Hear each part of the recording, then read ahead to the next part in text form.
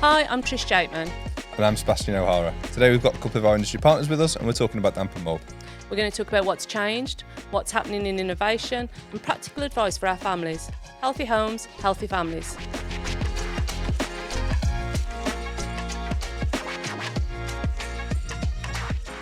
Welcome to Housing Matters. Could you introduce yourself? I'm Nikki Simmons. I'm the Operations Manager for VIVO.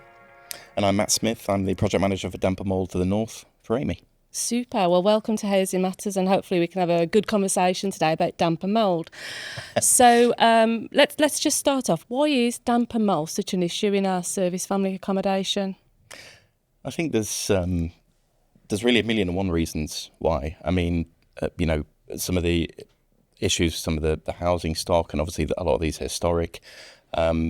Numerous problems. Mould's one of these things when you've got to stand in front of families and talk about it. There's never really the hard and fast reason. So it's something you've got to be mindful of. And there's so many things that cause it. Sometimes it's hard to really pinpoint it. But again, issues with roofs, issues with insulation, all sorts of things.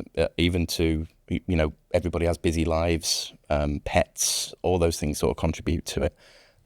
So many factors that cause it, and sort of in a concentrated area like through the estates, it can be, I don't want to use the word rife, but it's an issue.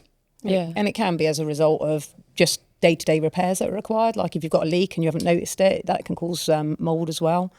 So it's just identifying that root cause.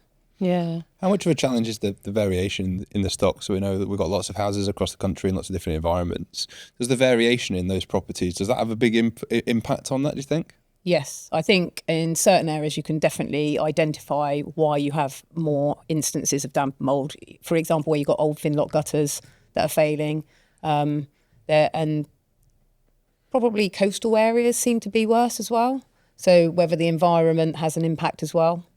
I think, there's definitely different challenges in different areas and different types of housing stock.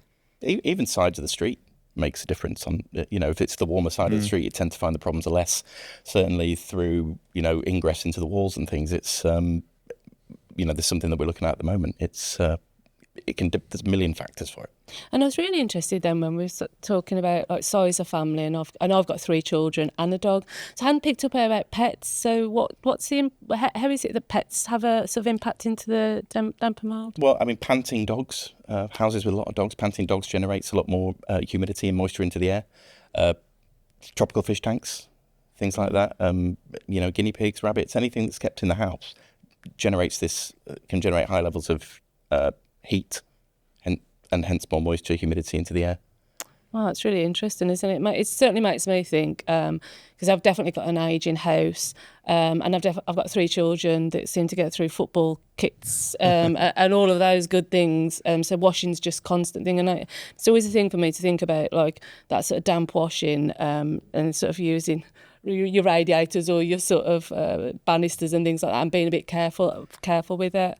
I should say that we should still keep it a dog-friendly podcast. I'm not suggesting. Yes, that, absolutely. Yeah, totally. I mean, totally. I mean, we've done quite. No. We've done quite a lot with pets, and I think they're just such great companions for service life as well. So absolutely. yeah, we're utterly pet friendly on this podcast. So talk to me about some of the things that you've done to remedy damp and mould in the houses, and because we started at quite a bad position historically, and obviously it's been incredibly, sort of front and centre of not just the public eye, but ministers' eye, but concern for our families in a lot of the roadshows we've gone to. So can we just explore what you've done in that space? Well, I think the stand-up of the Damp and Mould Taskforce is a really positive. So it's been taken out of the normal day-to-day business where we were going back and just doing the same old that wasn't working.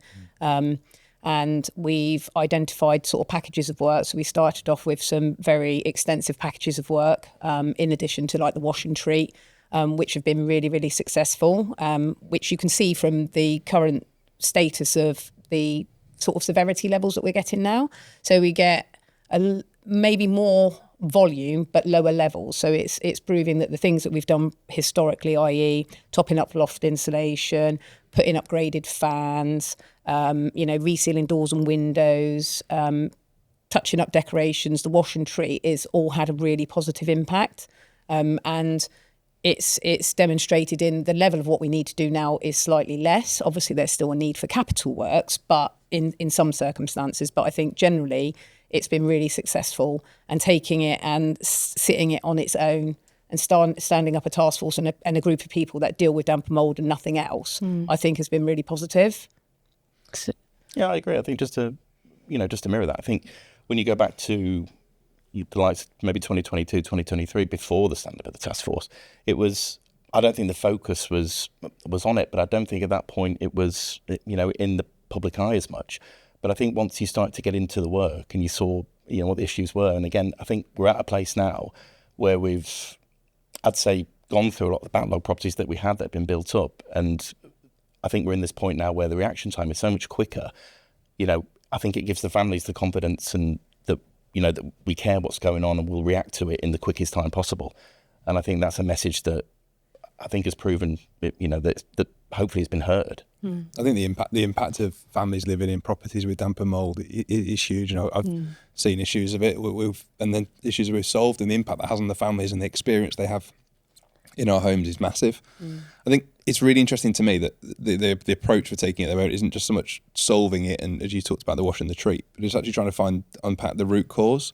Can you bring that to life a little bit of what we're doing at the moment to try and resolve the root cause of the issues, as opposed to wash and treat, wash and treat, wash and treat? Actually, what's the issue? What's the underlying issue here, and how we're trying to get under the bonnet of those issues so that we don't have to keep doing the remedial work and we're actually solving the problem at heart?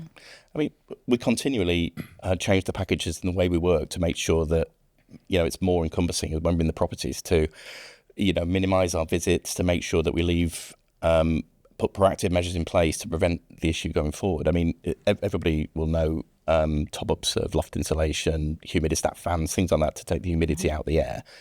They're the sort of things that proactively that we do that have, I certainly think they've worked. They've seemed to held it at bay, and as you say, the levels are much lower that we're seeing now. Absolutely, yeah. Which is a great thing to do. But there's other avenues that we're exploring going forward, more technological advances in, air purifiers. Exactly. So a lot of things that we're looking at going into 2026, 2027 that we're going to potentially explore. Yeah. I'm really interested because we had a really good research and development day recently where Seb was sort of living your best life, wasn't you? Because he's just such a bit of a technical nerd in that side. So he was but there was some really great innovative technology there about like how it's more than the sort of maintenance man going in and doing something. Technology can actually be predicting before it becomes a problem. So just unpack that a little bit more. Like how are we really grabbing innovation out there and sort of using that in our service family accommodation? We have sort of explored this before, and it does give. It's interesting the sort of data that you see from it. I mean, humidity levels, temperature levels, things like that in properties, but it's that sort of data that makes it proactive, because we're at the point that I think that we're at now when families are ringing in with these issues. It's a very reactive service. I mean, we don't know it's there until we're told it's there, and then we're attending the property to help. But some of the technology that's coming on the market and that we're looking at the minute will give us that opportunity to identify potential problem properties and things that will be red flags that will be potential causes of mould, and will give us that opportunity to be proactive in getting there first, as opposed to waiting for the call to come in. It's absolutely about that, isn't it? It's about getting into those properties earlier. You talked earlier about kind of the levels and what we're seeing. We're seeing less severe cases than we were maybe seeing previously, but there are still cases that are emerging, and there are re-emergencies there. And there's definitely opportunities with technology that we need to take advantage of and continue to take advantage of in the future, to identify them earlier, to resolve it, because it's about lived experience. And we're looking at a new technology currently that we're going to introduce. So that will be like an air purifier for those families. So that will be another branch of tackling the issues that we currently experience. Like I said, they're nowhere near as bad as they were when we started this process. So what we've been doing along the way is proof in the pudding that it's actually working. Yeah. And whilst we're just sort of in this area of like this sort of proactiveness, one of the things is particularly sits close to me, as I'm sure it does all of us, because at the heart of this, isn't it? It's families. That's what we're here to serve, and these are families that are already dealing with so many more challenges that we just can't imagine with deployments and postings, etc. But it's the vulnerable members of those families, and that we have numbers of them, whether it be the sort of medically vulnerable or a really young child, and so when we get damper mould, our ability to react in such a speedy way is so important. So could you just talk to me about sort of the approach to vulnerable family members? So vulnerabilities are a priority, no matter what the severity when it comes in. If we're made aware that there are vulnerable family members, we always treat those as a priority, particularly if you've got young children, as you say, and people with medical conditions. And mental health plays a large part. Like you say, the families are dealing with massive issues that none of us can imagine unless you've been within the forces. So things that might seem small to us are quite considerable to them. If you've got your husband away at war, or your wife for that matter, sorry, it's not just husbands, that's stressful enough. And something that us everyday people that live outside the military arena might think is really insignificant can be quite significant to them. So we always try and listen to those concerns and alleviate any concerns that families have and try and deal with things in as a timely manner as we can. Yeah. And the introduction of AWAB's law and those timescales has definitely helped that. Oh, yeah. I think, DIO adopting that, it's not a legal requirement, but them adopting that is definitely a family's first approach and is improving already on a really good service that we were delivering. Yeah. I mean, AWAB's law was a moment in time, wasn't it, for any housing provider to, and it was born from the most tragic of circumstances, really. So just talk to me a little bit more about how you've implemented AWAB's law into your services. For the first time, I think it's raised the profile level of damper mould to, I think, the place that it should be. People should be aware of it. People should be aware of the implications of it. And putting the time frames in place that AWAB's law puts in, I think it gives, I'd like to think it gives the families that reassurance and confidence that once it's reported, we've got to be there to sort it out. There's no getting around it. That's, I think, is probably one of the biggest things we've got. It's something that it's closely monitored.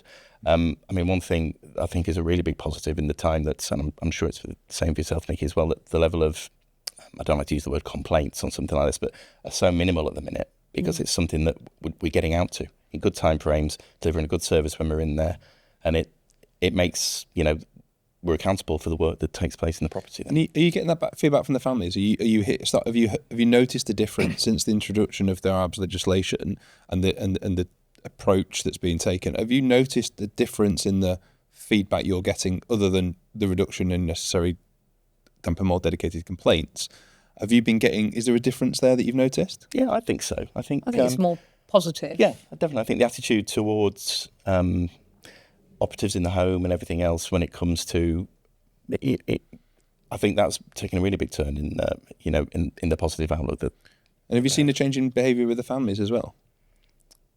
I think so, yes. I think the fact that we're getting lower levels, family are taking on board advice that's given to them as well. And then we've got the provision of the written summary reports. So families know what we found. They know what we're saying needs to happen next. And they've actually got that in writing. Whereas I think maybe before we didn't communicate that as well as we could have. Yeah. I think that's the big positive now, isn't it? The level of communication and the information that the family are given. It's like they're not kept in the dark. They're not waiting for this huge length of time before anybody would attend. It's and we can't walk past the importance of that. I think absolutely getting the communication right with families, regardless of damper mould and other things that we do with our families. I think getting the level of communication right is something that is so important. Them feeling empowered to know what's happening in their home. I think it also pulled us closer to into DIO as well, and the people that we're working with regionally. We were just saying earlier that we both have damper mould nicknames given to us through. We won't ask what they are today, don't worry. It's a glam job. It is a very glam job. I was happy to tell people. I thought I've always wanted a cool nickname, but it wasn't. I'm royalty, what can I say? Well, I'm not quite. Maybe I've not got that level yet, Nikki. I'm going to move on a little bit to think into the future. And we've talked about some of the challenges with the estate and some of the reasons why we have some of the challenges that we do have, some of the recent legislation. Looking forward, we've talked about the technology, but where are we going? What's the next bit? How are we looking to continue on this journey of improvement, getting to a world whereby there isn't any damper mould across any of our properties, which is where we need to get to. Bring that to life for me in a way that I understand. Where are we going? What are we doing? I think the goal of having, a housing stock with no damp and mould yet is the aspiration. I sometimes question if it's entirely possible. Every single measure you could put in place, it's something that it's going to be a continuing problem. I think in the time that the Taskforce has been in place, we've dramatically, made properties better. We've made them more equipped to deal with the presence of mould. But there's always probably that more we can do. I mean, as I said earlier, we're tailoring the way we work every year to try and put that more all-encompassing service into place.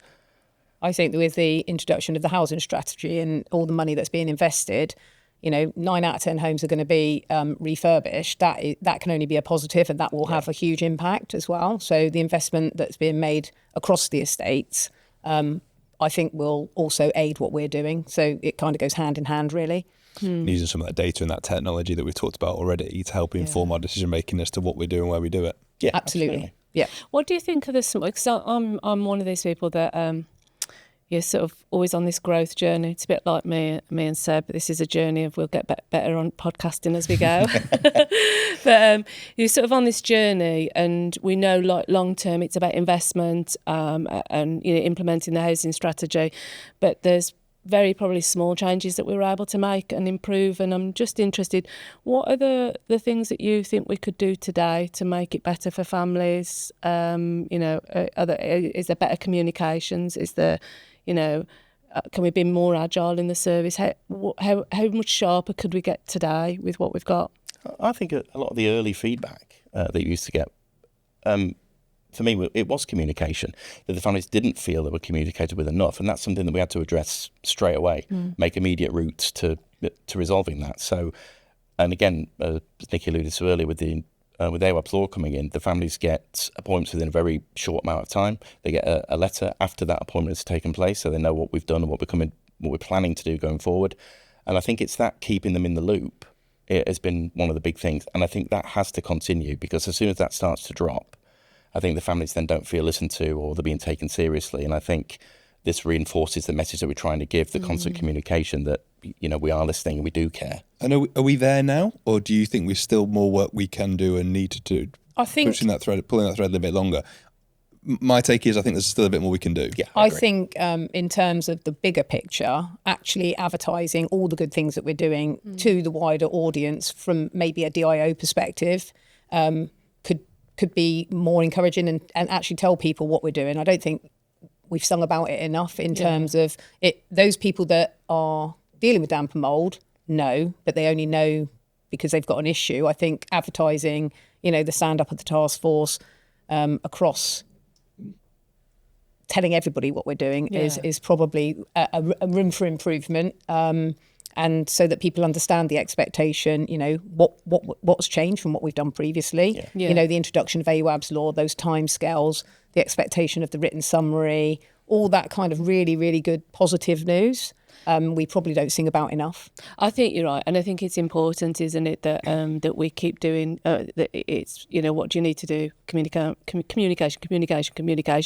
We've got to keep trying to reach those families we don't reach, and it brings me nicely on to as we're talking about communicating with families and how we can help them, and I've got a very lived experience. I've got 3 children, 2 boys who turn off the bathroom fan on a regular basis with me bellowing in the background, turn that fan on.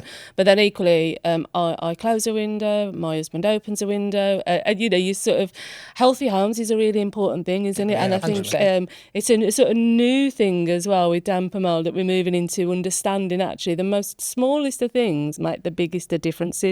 So talk to me about what are the sort of things that families could do out there to prevent damp and mould and to sort of maintain that healthy home.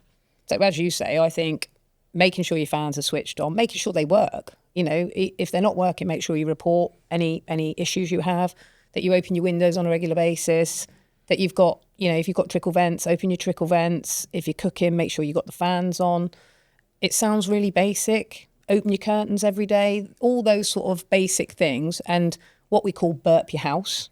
So Not heard that. Yeah, so basically you kind of I'm one of those people. Every morning, Yeah. all the windows get open for sort of 5 minutes. You're good at burping. No comment. But I'm a bit obsessed with it because I saw it on socials and I was like, actually, I think this is really healthy. And I like to. It feels freshens the home up. But I do moan at my other half for doing it because it's like, oh my god, it's quite cold at the time. Yeah, So but you've got it's heating on. literally a 5-minute thing where you open all the windows, get a burst of fresh air through the home, and that just gets that fresh air in the home. And I know there is, we say open the windows if you're having a bath or a shower, to open the trickle vents, and there is that. I'm paying to heat my house, especially with the cost of living at the moment. Yeah. Why should I open a window? I'm literally letting all that heat out. Or why should I keep the trickle vents open? Because some of them can be quite drafty. So it's that balance between understanding the benefits and, sealing your home, which is just only going to create moisture and create mould. So it's, all those sort of like little educational pieces that will help families to prevent reoccurrence of mould. Love it. Burp your homes. I think as you're going through that, you listed, I was waiting to see which ones I'd be left with, but I think you've almost listed. Sorry. Ventilation is the key, isn't it? I mean, that's what keeps the airflow through the home. It keeps it drier. It keeps it, and the heating of it as well, not spiking the heat. Gradual heating is and heating in the winter. And I understand there are a lot of families with challenges financially. And they're not heating their homes appropriately, and that is just causing them real issues. It's getting that balance right, isn't it? Absolutely, yeah, it is, and we've touched on it slightly, and we're sort of leading into that nicely about that there are some things, even with all the right reactive services and with all the right proactive burping of homes from families. I didn't think burping was going to feature quite so heavily today. Well, I've just saw this vision of you doing burping of your homes and burpees because you're getting ready for your marathon. I did teach my daughter burpees the other night, to be fair, that's literally, not I was like, because he's doing the marathon, and I was like, he's going to be burping and burpees all in the same place. But anyway. And think about how much extra heat you'll be generating doing all the burpees as well. I mean, that's something to be mindful of. It's nougatry. Getting us back on track. I think it's fair to say there's lots of places that people can go to for information as well. There's lots of information online. The Pinnacle website has all that information available to us, and the importance of early reporting as well. Yeah, absolutely. I mean, we can only deal with what we know about. So encouraging people to report it, no matter how minor you think it is. Early detection is key. Don't leave it until it's horrendous. Yeah. Luckily, touch wood, we're not seeing any really horrific cases compared to what we were probably seeing 2.5, 3 years ago. Absolutely, yeah. So I think, it is proof that what we are doing is tackling the issues. We just got to keep on top of it and keep doing what we're doing, really. Yeah, and I think that's a key message, isn't it, to our families? Like, if you have any concerns at all, please do get in touch. Don't sit with them. Like, we're here to help, and you've got a very reactive service in that space. So we'd rather go and visit at home with a kind of a real low level. Yeah, absolutely. And get it resolved. Yeah. As we said earlier, about kind of finding the root cause of the issue. Yeah. Thinking about the family lens to this, we've talked a little bit about technology, we've talked about investment, we've talked about kind of where we're going. What's it going to feel like and look like for them in the future, do we think? What's the lived experience going to be in the next couple of years once we get to kind of really feel the benefits of the task force and the work that's been implemented? What is that going to feel like for a family in one of our homes in the UK? I think as with AWAB's law coming in, and damper mould is on, it's coming through the media, and the families are a lot more aware of it now, as I think potentially that they were. This is something that going forward, as we go through the education piece of, these small steps can help in the home. I mean, this is something, the message that we can keep driving. And as we get to that point, what with our service and, and the family's help, we can really minimise the problems that we're seeing in a lot of the homes. And I think it's constantly just delivering the message, as we go in, yes, we can do this, and you're the priority, but, alongside that, hand in hand, we can sort of eradicate it. I shouldn't use the word eradicate, because I said earlier that we're not going to be able to eradicate it. So it's not. We can minimise it. Yeah, that's the challenge. Let's try and get that's my challenge. Let's try and get rid of it. Yeah. Well, look, that's been a fantastic conversation. It's been fantastic to speak to you both, Nikki and Matt, and thank you for your times. Thank you for all your hard work and to the teams, and look forward to seeing you all soon. Thank you very much. Thank you very much. Thank you. Cheers.